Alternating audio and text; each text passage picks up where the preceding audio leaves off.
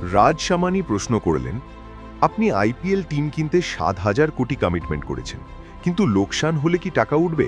সঞ্জীব গোয়েঙ্কা বললেন, ৭,০০০ কোটি একবারে দিইনি, এটা ১০ বছরের কমিটমেন্ট। প্রতি বছর ৭০০ কোটি দিতে হয় board of control for cricket in ইন্ডিয়াকে। এর মধ্যে প্রায় ৪৫০ কোটি ব্রডকাস্টিং থেকে ফিরে আসে, মানে নেট খরচ প্রায় ২৫০ কোটি প্রতি বছর। রাজ জিজ্ঞাসা করলেন, তাহলে ৭,০০০ কোটি শুনতে যতটা বড় লাগে, আসল চাপটা ততটা নয়? সঞ্জীব গোয়েঙ্কার মতে একদম তাই। এখন পর্যন্ত আমরা প্রায় ১২০০ কোটি ইনভেস্ট করেছি। এর মধ্যে কিছু টাকা জিএসটির কারণে ব্লক আছে, যা পরে ফেরত আসবে। আগামী ২ বছরে হয়তো আরও ৩০০-৪০০ কোটি লাগবে। কিন্তু সামনে একটা বড় পরিবর্তন আছে। ব্রডকাস্টিং রাইটস কয়েক বছর পর পর বাড়ে।